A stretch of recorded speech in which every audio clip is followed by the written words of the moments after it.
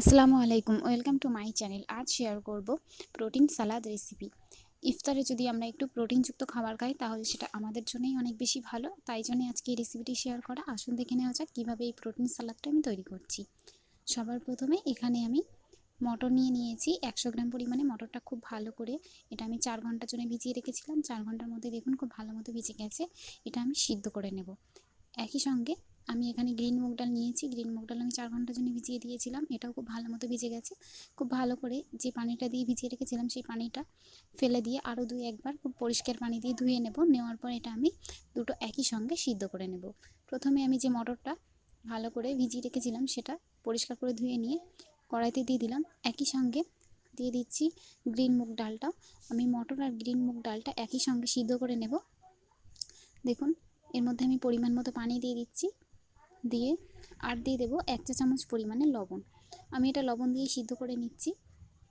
আপনারা চাইলে এটা প্রেশার কুকারে দ্রুত করে নিতে পারেন। দেখুন ঢাকা দিয়ে দিলাম, দিয়ে আমি সিদ্ধ করে নেব। সিদ্ধ করে নেওয়ার পরে আপনাদেরকে দেখাচ্ছি। দেখুন খুব ভালো মতো এটা সিদ্ধ হয়ে গেছে। সিদ্ধ হয়ে যাওয়ার পরে দেখতেই পাচ্ছেন দুটো জিনিসই খুব ভালো মতো সিদ্ধ হয়ে গেছে। এটা আমি একটা সাইডে নামিয়ে রেখে দেবো। সাইডে নামিয়ে রেখে দিয়ে একইভাবে কিন্তু আমি ছোলাটাও সিদ্ধ করে নেব। একই সঙ্গে আমি ছোলাটা সিদ্ধ করে নিইনি, কেননা ছোলা থেকে সিদ্ধ করে নেওয়ার পরে ছোলার একটা কালচে ভাব আসে, তার জন্যে ছোলাটাও আমি 4 ঘন্টার জন্য ভিজিয়ে রেখেছিলাম। খুব ভালো মতো ছোলাটাও ধুয়ে পরিষ্কার করে নিয়েছি।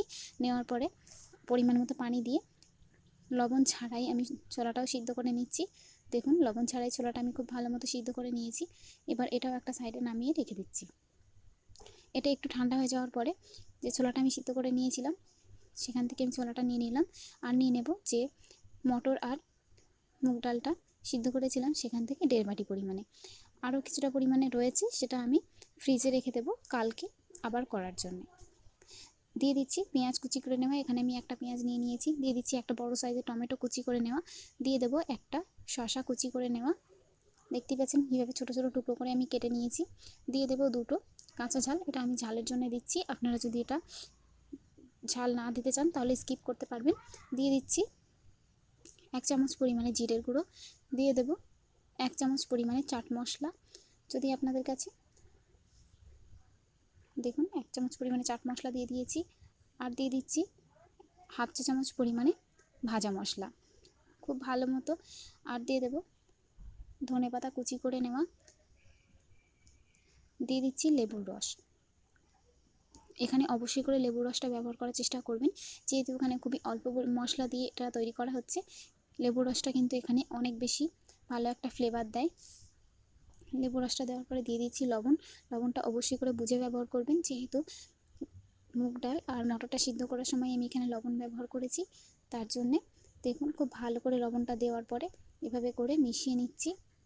দেখতে পেলেন কত সহজে আর কত কম সময়ে এই প্রোটিন সালাদ তৈরি হয়ে গেল। তৈরি করে নেওয়া কিন্তু একদমই সহজ, খেতেও যেমন ভালো হয় তেমন এতে প্রোটিনও প্রচুর রয়েছে। তাই অবশ্যই করে আপনারা এটা তৈরি করে নিতে পারেন। আমার আজকের এই রেসিপিটি যদি আপনাদের কাছে ভালো লেগে থাকে তাহলে অবশ্যই একটি লাইক করে দেবেন, কমেন্ট করে জানাবেন আজকের এই রেসিপিটি আপনাদের কাছে কেমন লেগেছে। রেসিপিটি ভালো লাগলে আমার চ্যানেলটা সাবস্ক্রাইব করে পাশের বেল আইকনে ক্লিক করে রাখতে পারেন। আমি আমার চ্যানেলে প্রতিনিয়ত রেসিপি দিয়ে থাকি, আপনারা আপনাদের পছন্দের রেসিপি আমার চ্যানেলে সহজেই পেয়ে যাবেন।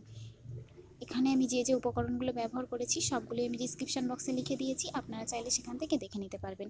আজকের মতো এই পর্যন্তই, ভালো থাকবেন আপনারা।